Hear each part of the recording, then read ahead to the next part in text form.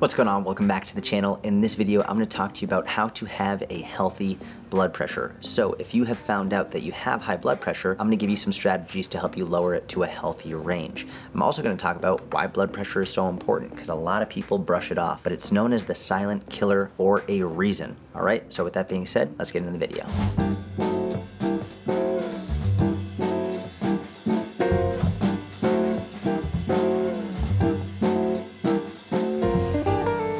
Alright, so you just saw I took my blood pressure. It was 124/61. I'm going to tell you all about the numbers and what they mean, but if you know anything, you already know that's high. The reason it's high is because I'm on camera and I'm getting nervous just because I know people are watching me, and this actually has a name. This is called white coat syndrome. So oftentimes if you go to the doctor and you get your blood pressure taken, it might be a little bit elevated, and doctors will write that off as white coat syndrome. Sometimes this is valid, sometimes it's not valid. I'm going to tell you a story about it later. I'm going to take my blood pressure again. I'm going to wait a few minutes, retest it, and let's see if it lowers a little bit. So you can see 110/77. That is a huge drop in blood pressure. I waited about 3 minutes from the first testing to the second testing, got more comfortable being on camera. Yes, I still get nervous even after 10 years of doing this. It's one important aspect to understand about blood pressure, that it can change dramatically minute to minute, but it's about your blood pressure consistently over time that matters the most. So with that being said, now let's get into the rest of the video.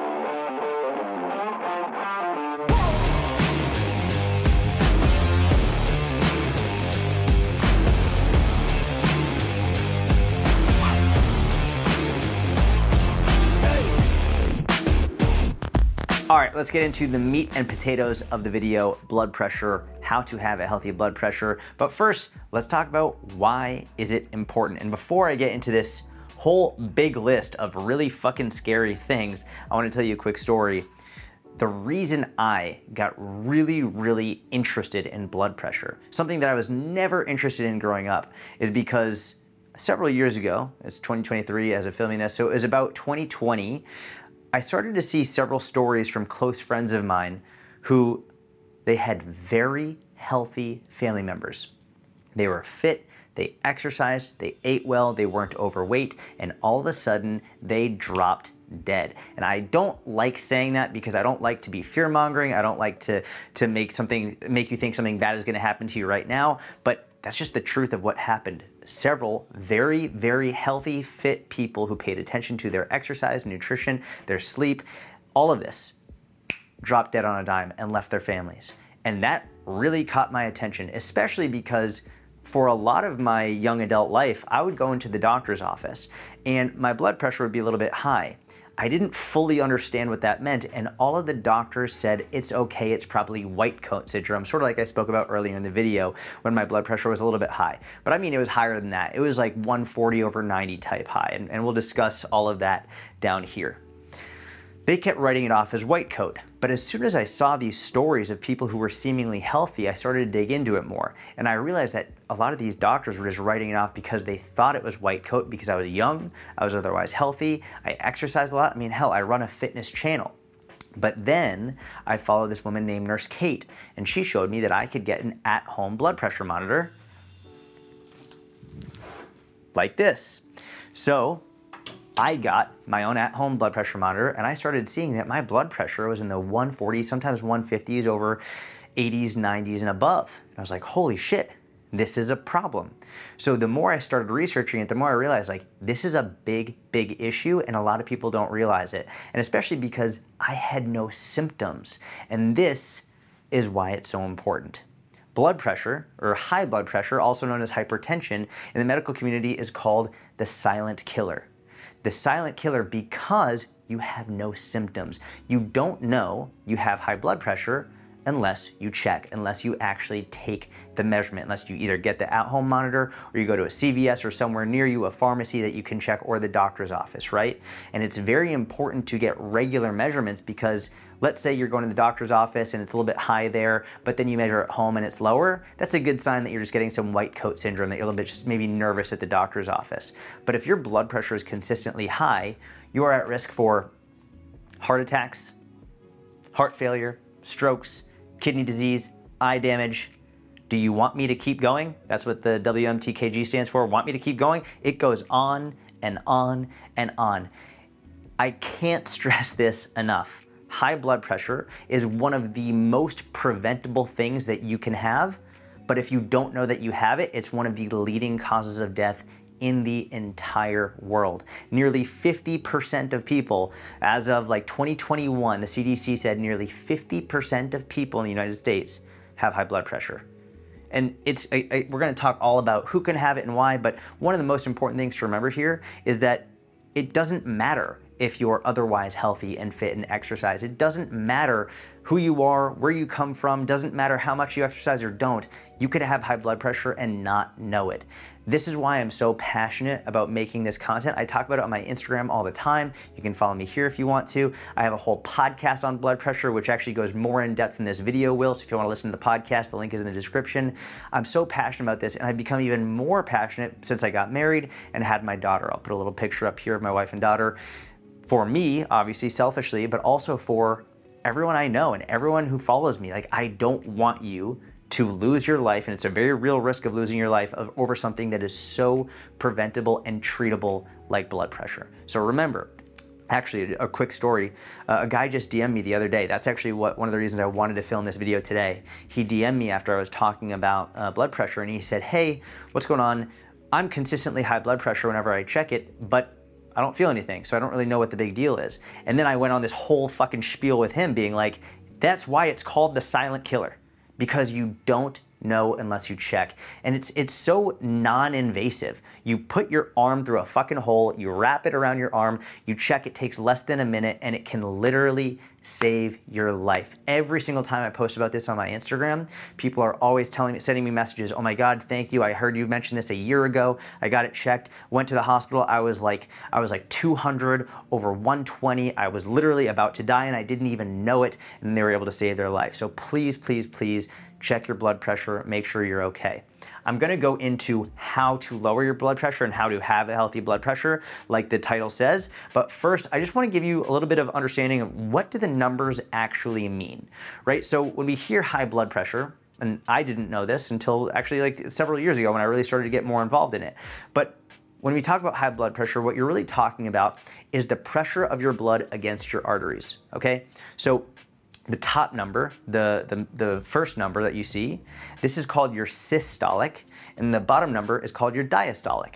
So systolic is the amount of blood pressure, the pressure against your arterial walls when your heart is contracting, during the contraction. The lower number is the pressure against your arterial walls, that's sort of a hard one to say, when your heart is fully relaxed. Now, your blood pressure, like you saw already in this video, can radically change minute to minute based on whatever's going on. Like if you're relaxing and watching TV, it can be pretty calm. But as soon as you stand up, maybe, who knows, I don't know, maybe like you're watching TV, you're relaxing, everything is fine, and then a rock goes through your window and boom, your blood pressure will spike up very quickly. It can change on a dime. What is really most important is looking at your blood pressure over a long period of time, consistently. Because let's say, and this is like where generally the upper range of healthy is, 120 over 80. If you're consistently, we'll call it 140 over 90, then that's just enough pressure to have on your arterial walls consistently that you're actually going to be damaging them, right? And this is what's really important to understand. So if you're consistently damaging them over time, that's when you can get real eye problems, kidney issues, you can have a stroke, heart attack. This is where all of the problems come. It's usually not from one instance of high blood pressure, because the reality is, if you lift weights, if you strength train, which you should, and that can actually help with your blood pressure over the long term, in the short term, in the moment, your blood pressure actually increases. Which is actually, it's sort of funny because a lot of people will say things, and I talk about this in my nutrition videos. People will say, oh, well, you shouldn't have sugar because it's gonna spike your blood glucose. When the reality is, like, your blood glucose spiking is a normal response to eating something like that. It's your body working properly. If that didn't happen, then that would be an issue. Same thing with your blood pressure. If you're lifting weights and your blood pressure doesn't go up, that's fucking weird. So it's a normal bodily response. But what we're looking at is the average over a long period of time, a year, 3 years, 5 years, 10 years. That's when you can see someone who looks otherwise completely healthy and fit drop dead on a dime when they're 50 years old because they had high blood pressure enough over many, many years without treating it that their arterial walls got really, or their kidneys or something else happened where they have this massive event, a stroke, whatever it is, and then their life is either severely damaged or completely done altogether. So generally speaking, 120 over 80 and below is considered healthy. Once you start getting into consistently 130 and above, 130 over 80 and above, right? So let me just rewind. 120 is the upper end of systolic and 80 is the upper end of diastolic. Anything above 120 consistently is considered a little bit high. Anything over 80 consistently is considered high. Ideally, you want both of these numbers here or below. Now, this brings up the question of what about low blood pressure? To my knowledge, as of this video, and I've spoken with many doctors and cardiologists about this, there's no definitive number at which you actually have low blood pressure, right? We know what numbers constitute high blood pressure. It's anything above this. Consistently, you get high blood pressure. Low blood pressure, some people will be like, if you have like 96 over 60, then you have low blood pressure. It's like, there's no definite, like, this is the number that constitutes low. What's more important in terms of managing low blood pressure is actually just managing symptoms. So if you notice that when you stand up out of a chair and all of a sudden you get really dizzy, you might have low blood pressure. You need to talk to your doctor about that. And I probably should have mentioned this at the beginning, but I'm gonna say it now. If you have high blood pressure, low blood pressure, anything, make sure you talk to your doctor about this. Please speak with your doctor. If you don't go to your doctor, what the fuck are you doing? Please see a doctor and have a discussion about this. Do not allow them to write off white coat syndrome. Don't just take that at face value like I did for years. It took me a long time to realize, like, oh shit, maybe this is actually a real issue, and they're looking at me and just thinking I'm totally fine because I'm young and appear healthy, when the reality is it actually was high blood pressure. And I'll tell you how I managed that and how I was able to lower it during this section, how you can as well.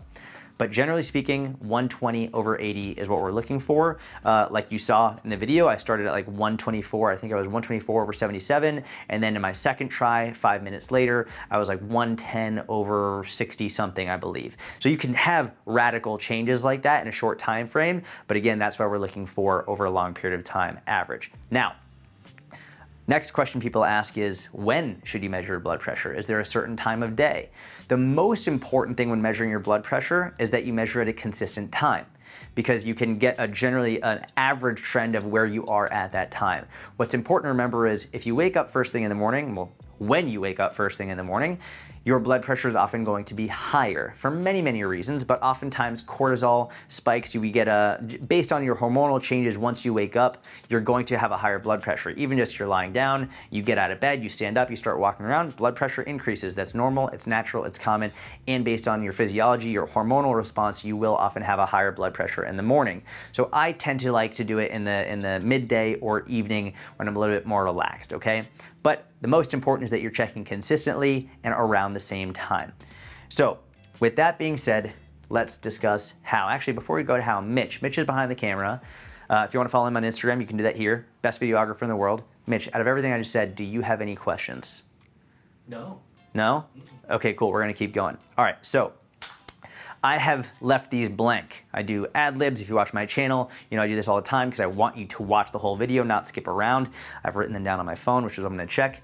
But before we keep going, I hope you're liking the video. If you are, give it a thumbs up, subscribe if you don't already. And just so you know, every single video, I pick 3 people who commented on a previous video to win a free month in my inner circle. So if you want to be entered to win a free month in my inner circle, which is basically my membership where I give workouts every single month, nutrition guidelines, we have an amazing group community. If you want to enter to win a free month, subscribe to the channel, like the video, and leave a relevant comment to the video. You'll be immediately entered to win, and I will announce it in the next video. So let's talk about how. How can you naturally reduce your blood pressure?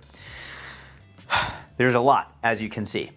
The first thing, and I'm gonna say this is one of the most important. Actually, you know what? I'm not gonna say that because they're all really fucking important. They're all really important, all of them. The first one is different because it's not what you should do, it's actually what you should stop doing or minimize doing. And at that point, you can probably guess what I'm about to say. Drinking and smoking. And drinking, I don't mean water, I mean drinking alcohol. Alcohol, I'm not saying don't drink alcohol. I actually drink alcohol on a somewhat frequent basis several times a week. Generally speaking, over 14 units per week is when it starts to be a little bit of an issue. But realistically, if you are drinking on a very consistent basis, you're putting yourself at risk for high blood pressure.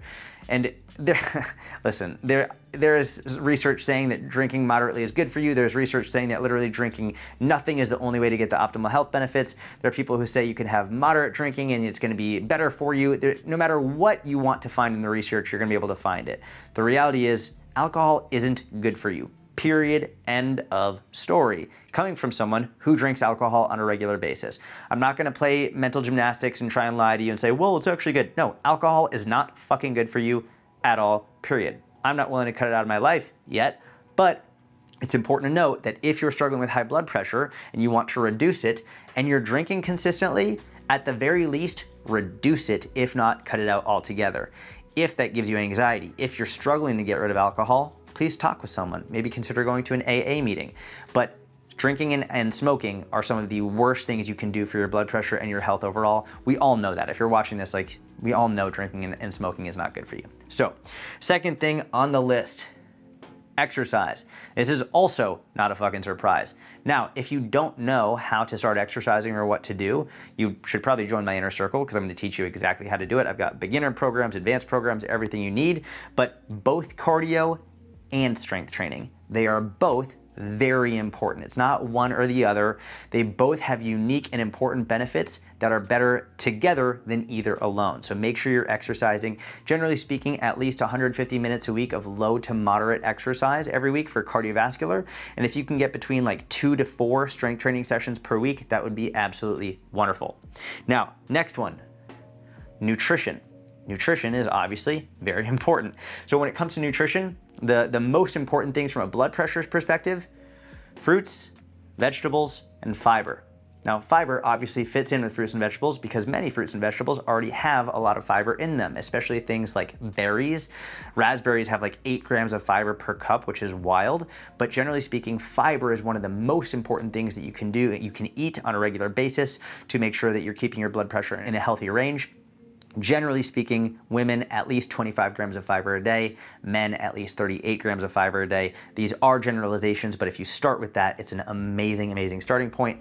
Please, for the love of God, eat your fruits and vegetables. And if you're following anyone on social media, or if any of your friends or family are telling you don't eat fruits and vegetables, tell them to fuck off, unfollow them. It is a terrible, terrible piece of advice that is going to cause a lot more harm than good. So please, we didn't arrive here at this point in human history because fruits and vegetables were poisoning us, right? They're not bad for you. They're totally fine. In fact, they're very good for you. Next, this one, unfortunately, is going to be controversial in this day and age, which is wild to me, but it's true. Your weight. Your weight plays a big role in this. Now, specifically also your body fat, but it's not just your body fat. We can also look at people who have huge supraphysiological amounts of muscle, including like we look at professional bodybuilders. Often they will have very high blood pressure because generally speaking, all of that extra mass, whether it's fat or muscle, can place a lot of extra stress on your heart and your body as a whole. But especially, most people are not overweight because they have too much muscle. Most people are overweight because they have too much fat. And that can be a huge, huge risk factor for your health. And I know there's a massive movement in recent years, health at every size, and like you can be healthy at every size and all this. And listen, if someone is severely overweight and has a lot of extra fat and they exercise, odds are they're going to be healthier than someone who is also severely overweight and doesn't exercise. But the reality is, the way I like to phrase this is, how long does that last? How long can you be healthy while continuing to stay very overweight? If you just look at the general population, you think, okay, all the really old people I've seen in my life, out of all the really, really old elderly people, how many of them have been severely overweight? I can't think of one in my entire life, a really, really old person in their 80s, 90s plus that is severely overweight. And the reality is it's because they often die. Not often, it's just they do. You might be severely overweight now and you go to the doctor and everything looks good. But that's just one snapshot in time. What happens over a long period of time, maybe with slightly elevated blood pressure, getting slightly more, elevated blood sugars consistently over the years, not exercising, all this stuff. Please, you have to remember, listen, just because you might weigh a lot, it doesn't mean you're a bad person, it doesn't say anything negative about you. but it does very much say that you have a greater risk of dying simply because you have a significant amount of excess body fat. You don't need to be shredded to bits. You don't need to be super lean. I think bodybuilders and physique competitors who get like 3%, 5% body fat or super low body fat, they have their own set of issues that can contribute to early deaths, and we're actually seeing a lot of that in the fitness industry as of late.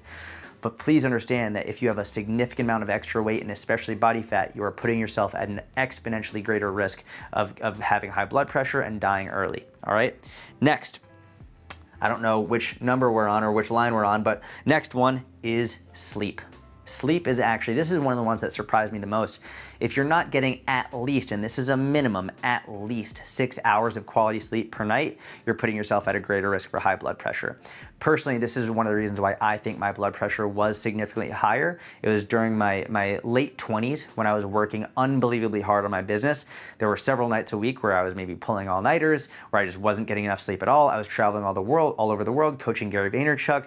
Like, my sleep was shit. And I think that's one of the main reasons my blood pressure was so high.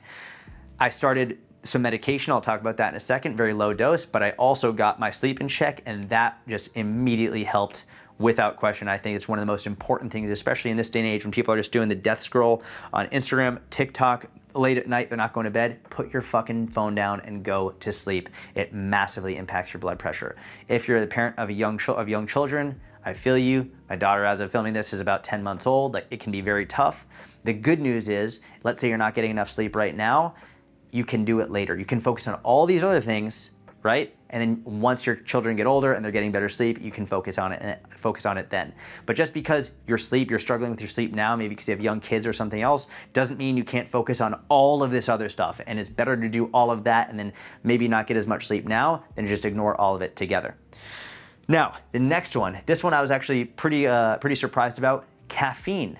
Caffeine can actually seriously contribute to higher blood pressure. Generally speaking, and whether it's coffee, whether it's diet sodas, whether it's energy drinks, if you're drinking a lot on a consistent basis, that can also contribute to high blood pressure. So if you're struggling with high blood pressure, you're looking for ways to reduce it, try and reduce your caffeine intake. When I was really struggling with high blood pressure early on, I completely cut out coffee and really all caffeine. Now, my blood pressure is in a healthier range, and I've actually reintroduced coffee and caffeine, and it's totally fine because I worked to get it down. You might be able to include it a little bit here and there, but for me personally, I'm the kind of person who's like, fuck it, I'm done with it. Then I'll reintroduce it later once it's back in a healthier range. Do what works best for you. Again, consult with your doctor, but keep in mind, if you're drinking a lot of caffeine or having a lot in general, it can be contributing to your high blood pressure. Now, second to last one, and obviously the last one is very important, which is why it's starred. The second to last one I have is medication. Medication, I'm taking it, I take 50 milligrams of losartan potassium every day. It is a very small dose. It's actually, I believe, the smallest dose that they prescribe. It's funny because when I go to a new doctor or something, they're like, you're only taking 50 milligrams? Like, it's very little. Regardless, medication gets a terrible stigma. A lot of people are like, I don't want to take that. I don't want to take medication for the rest of my life. Meanwhile, I'm like, you drink a beer every fucking night. Like, you don't complain about that. Like, every fucking night you have a beer. Or like, I don't know, maybe you're the kind of person who buys supplements from supplement stores, and that's fine. I take supplements too, but you're fine taking a protein powder every day, but you're not okay taking this fucking tiny pill that could actually save your life every day. It makes no fucking sense. It's actually just stupid and ignorant. And there's a lot of distrust or mistrust towards big pharma and doctors, and I get it. Trust me, I very much get it. But specifically when we're talking about blood pressure medication, if you're struggling with blood pressure, and it's gonna relate to what I'm gonna talk about right here, it might save your life.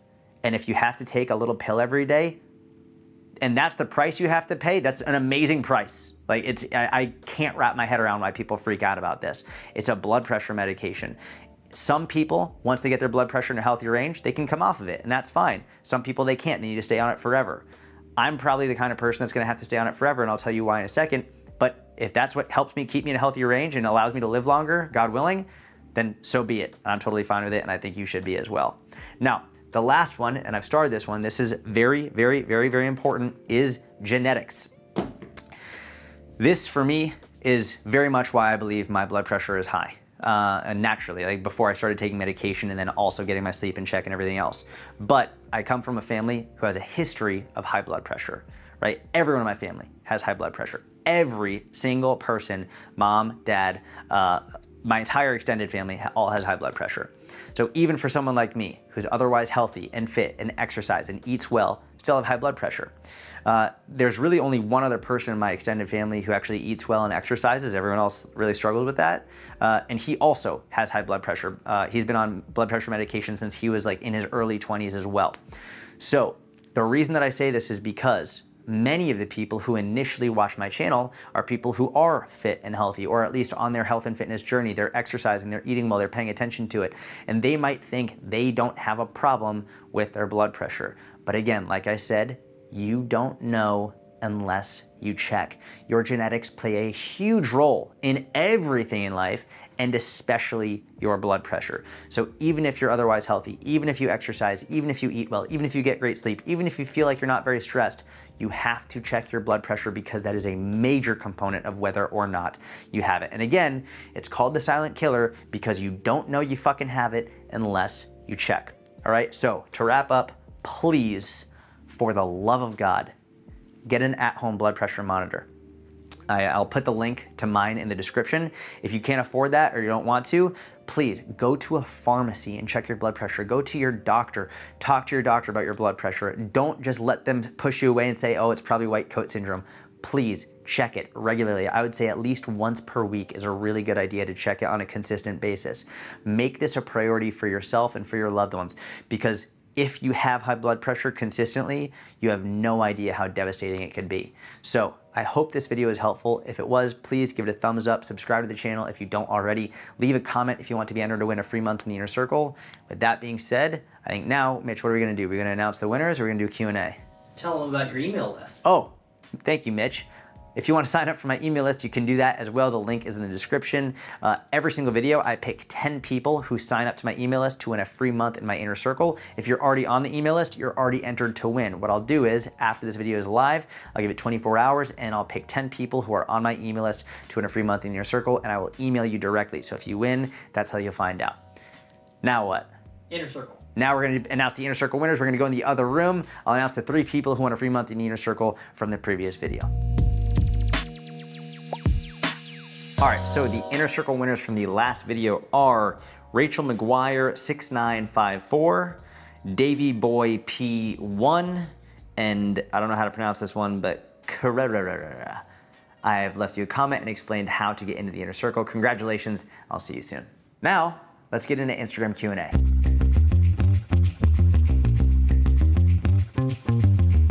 Okay, first question is from Mama K418. Wait, do I usually say that or no? Do I usually say what their shit is? I think so, yeah. Okay, cool. We'll just keep all this in. Mama K418. Wasn't sure if I actually give away their handles and want to invade people's privacy. Anyway, she asked, I'm using your calculator, but how do I drop calories as I drop the weight, please? Love the please, very kind. If you are new here, I have a weight loss calorie calculator. It's free here on YouTube. I'll put the link in the description if you want to figure out how many calories you should eat for weight loss. Very simple equation. It basically just tells you exactly how many calories you should be eating if you want to lose weight. Now, the question that Mama K418 asked is, how do you know how to drop calories as you're losing the weight? You don't need to.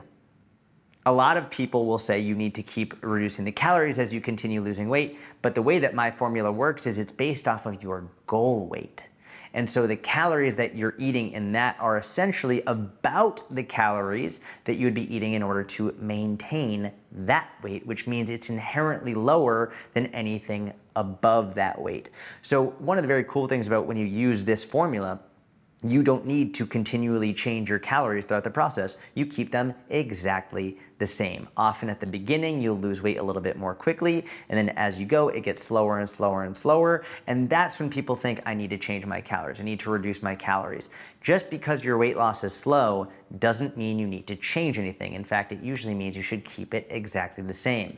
We also have to reframe our minds around like what is slow. Oftentimes people will lose an average of a pound a week, about 4 pounds a month, and they'll think that's slow. Now, they might see weight fluctuations and think, oh my God, it's not working. It is working. Just because your weight isn't going down as quickly as you want or because it's fluctuating doesn't mean it's not working. You have to look at the trend over time. I have a separate video explaining the science of weight fluctuations, how your weight fluctuates, why it fluctuates, how to predict when it's going to fluctuate. If you want to watch that video, we'll put the link in the show notes here in the description.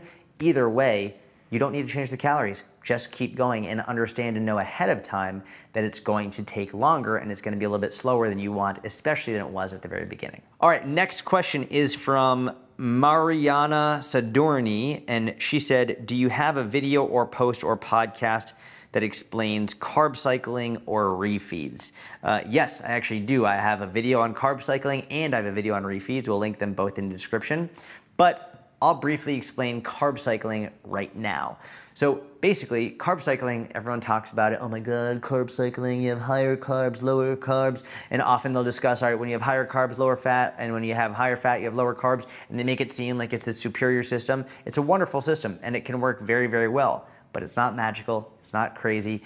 Basically, the sum and substance of carb cycling is some days you have high carbs and relatively low fat, and other days you have higher fat and relatively low carbs. That is it. Either way, your calories are going to stay the same. So regardless of whether or not you're carb cycling, odds are your calories are going to stay the same, your protein is going to stay the same, all you're changing is carbs and fats. You're fluctuating that. And there could be a number of reasons why, but one of the main reasons why is people will have higher carb days on their workout days and then lower carb days on their rest days. Mainly because, as you can probably guess, higher carbs are going to give you a little bit more energy. You'll feel better. Like, who doesn't like to eat more carbs, right? And oftentimes people want to put those carbs on days in which they're working out so they can better fuel themselves for their training. Realistically, it doesn't matter if they're on training days or rest days as long as total calories are equal if your goal is fat loss. If your goal is performance, however, it would probably make sense to have higher carbs on your training days and specifically before your training. If you're working out really early in the morning, you would probably want your higher carb days on your rest days so then you can use all of that stored glycogen to actually fuel your performance in the morning. But if you're working out afternoon or night, probably makes sense to have more carbs leading up to that workout. So it's a fancy way of saying you have higher carb days, you have lower carb days. In terms of fat loss, it's honestly irrelevant. In terms of performance, it might actually be beneficial. Either way, figure out what works best for you, give it a shot, and see how it feels. And if you want to do it, great. And if not, that's fine too. It really isn't that big of a deal, especially for general population. If you're an elite athlete, sure, it's definitely worth looking into. Otherwise, just give it a shot and see if you like it. All right, that's it for the video. I hope you enjoyed it. If you did, please subscribe to the channel, give it a thumbs up, and make sure you leave a comment, especially if you want to be entered to win a free month in the Inner Circle. This video comes from a deep-seated passion for wanting to help people and make sure we can live as long as humanly possible. So if this was helpful to you and you know someone who might benefit from this, please forward it to them, send it to them, make sure they watch the whole thing. It's incredibly important. And that's it. Thank you so much for watching. I hope you have a wonderful week. I'll talk to you soon.